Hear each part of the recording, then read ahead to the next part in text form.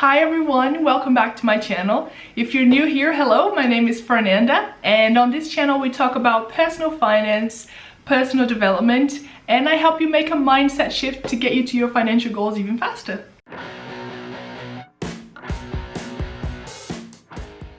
Today's video will be a little bit different because I wanted to do something special to celebrate the fact that we just got to 500 subscribers on this channel.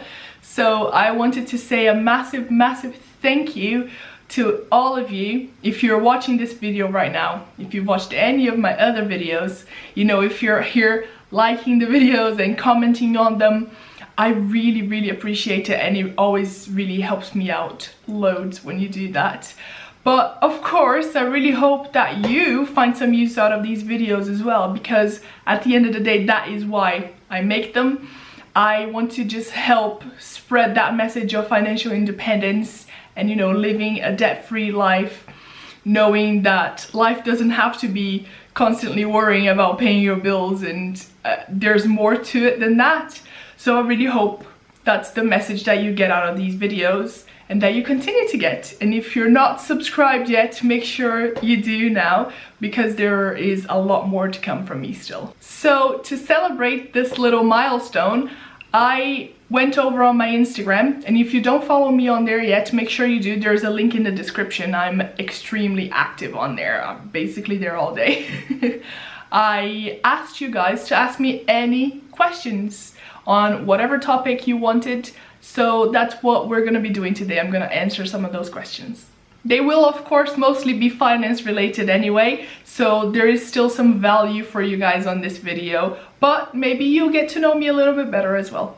And speaking of getting to know me a little bit better, this week something really exciting happened. I finally had my British citizenship ceremony, so I am officially a British citizen. I will make a short video about the ceremony itself, since I think a lot of people found some value on my last one about the application, but it was a very special moment for me. I had my fiance on video chat watching it with me from Afghanistan, and they played the national anthem at the end, and yeah, I totally cried. But without further ado, let's get into these questions. The first question is actually really relevant, especially if you're new here to this channel, and it comes from Patricia, and she asks, have you got any certifications on investing / personal finance? And the answer is no, I don't. I don't have any professional qualifications on either personal finance or investing.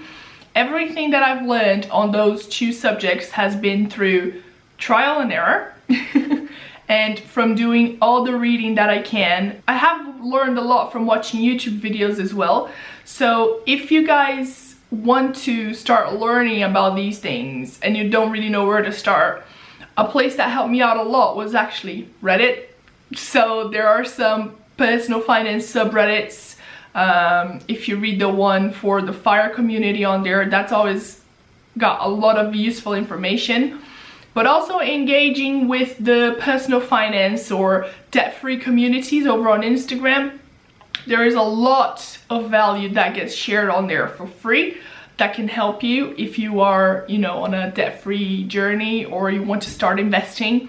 In fact, I do have a how to start investing video, which I'll link up here for you, because like I said, it's really based on a lot of mistakes that I personally have made. So if you're thinking about starting to invest, it would probably be a useful video for you to avoid the mistakes that I made. So learn from me and do as I say, not as I do. The next question comes from Hugo, and he asks, what is your top 5 holding in your investment portfolio? And this is quite an easy one. There is no top 5 because right now all my investments are basically in index funds and ETFs. So I have a few different ETFs on my portfolio at the moment, but the number one is one in Vanguard, which is called US Equity Index Fund Accumulation. So whenever you're looking at these funds over in Vanguard, you always want to choose the option that says accumulation, because that means that whenever you get paid dividends, they get automatically reinvested in your fund of choice. So that's basically my strategy. I have another video where I talk about what my investment strategy actually is. I'll link that one again up here for you, because it's really quite simple. All my money is invested in index funds and ETFs, so it's all sort of just takes care of itself. I don't have to, you know, waste my time worrying about picking individual stocks. I do want to eventually start investing in individual stocks, but I'm just not quite there yet. I like the low risk of index funds, and that's why I choose to invest that way. And here another question from Hugo. What trading platform do you use with your ISA? And yeah, I think I've answered this one a few times on my channel. If you've been watching me a while, you probably know that I just use Vanguard. They're the lowest fees in the market, just like Jack Bogle wanted it to be. Rest his soul. So that's where I keep all of my investments at the moment. The next question is actually a quite useful one, especially if you're still paying off debt. I have started working an extra day, being as it's lockdown.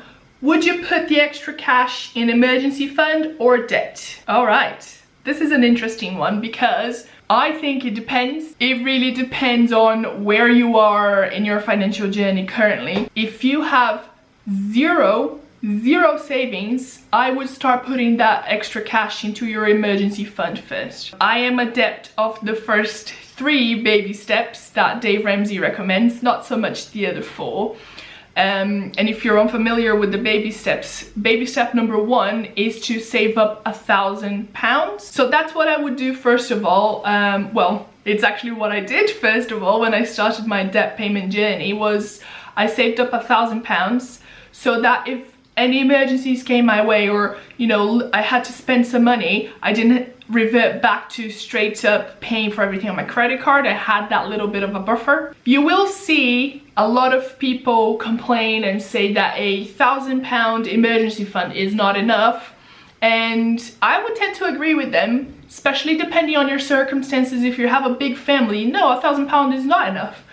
But if you are at a point in your life where you are drowning in debt and you have no savings, I think £1,000 is the perfect place to start if you want to get serious about paying off all your debt. The next question comes from Rachel, and she asks, what is your healthy food budget? So if we're gonna talk about my healthy food budget, it's literally 25 to 30 pounds a week. Normally less than that. My fiance is in the military, so he's away a lot, which means that most of the time I'm just shopping for one. So if I am doing what I'm supposed to do and food planning, going to the shop with the list and prepping my food for the week, it's normally something like 20 to 25 pounds a week. But if I'm indulging and buying treats here and there, then it does get pushed to about 30 pounds a week. But yeah, it's normally not a lot because I'm only shopping for one. So yeah, food is not a huge expense when I'm going to the shop. Now, when I don't go to the shop on a weekend, I tend to live off a takeaway the next week, which is really, really bad. Please don't. And then I do spend a lot of money, but normally I am quite good. Next question comes from Anna, and she asks, plans to retire in the UK, Brazil, or elsewhere? So if you guys didn't know, I am originally from Brazil. I moved to the UK in 2012. So as for retirement plans, I do plan to retire in the UK. My fiance is British, and he's kind of made it clear that he doesn't want to leave the country, which is fair enough. I don't have any sort of burning desire to move back to Brazil anyway, so that was an easy compromise on my end. Definitely planning on retiring here, but who knows, as we get older, if you want to live somewhere warm, we might go somewhere else. My fiance's dad is Australian, so we could think about retiring in Australia. Why not? That would be nice and warm. This next question is actually really interesting. It comes from Financial Freedom 28, and they ask, what keeps you the most motivated on your FIRE journey? I struggle with YOLO. And I totally get that, because I used to as well, and I guess this must be something that just comes with age and experience. You know, I just turned 30 and I realized that you can't just think about the now because the future is gonna come. Wow. I think a lot of people think about the FIRE movement and then they think, well, what if you die tomorrow? I guess that's a fair point, but then what if you live? What if you don't die and you live to be 90 years old and you have to work until you die because you didn't think about this stuff when you were younger, you never saved any money, and yeah, you didn't die. So now that I have realized that, hello, time goes by anyway, you might as well just work on your goals, it's actually become a lot easier for me to just focus on the future as well. But the problem we have, just as human beings, and everyone feels the same, I would say, is that when a reward is so far ahead in the future, your brain doesn't put as much value on it as it does on the things that happen in the here and now. What I would recommend, and I know this sounds silly, but it works, is to sit down and write a letter to yourself in 30 years time, what you would like your life to be like, your house, if you have any children, with your partner. Just be as specific as possible, because that will help sort of bridge that gap between the you in the future and you in the now, and that might make it a little bit easier to focus on your future goals. The next question comes from Amanda, and she asks, would you rather buy or rent somewhere? What's the best option? Now, this is a deeply personal question, because when you work out the maths of it, I think that investing all that money over the long term would give you better returns than prices rising in the property. But we also know that personal finance is not just about the numbers. Your life's not an Excel spreadsheet. So knowing that you own that house, the emotional security that it will give you, it's also something that needs to be put in the calculations there. For me personally, it is way better to rent because my fiance is in the military, so we will probably be moving around all the time anyway. So I would rather have that money working for me, invested, rather than just buying a house somewhere right now. It wouldn't work for us at all.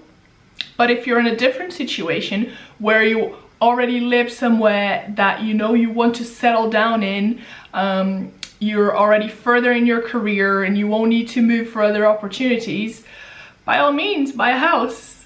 I think this, again, is very personal and everyone's circumstances will be different. So there isn't one right answer for this question. So I'll do one last question and call it a day. It comes from MFD Hustles, and they ask, are you gonna move away from Worcester? I've been living in Worcestershire since I moved to the UK all those years ago, and I absolutely love it here. I especially like living in Worcester because it's a city that is just the right size.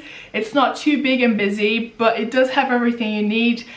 You've got the Malvern Hills on your doorstep with beautiful countryside as well, so you don't feel, you know, too claustrophobic being in a city all the time. And it feels like home to me now. I love Worcester so much.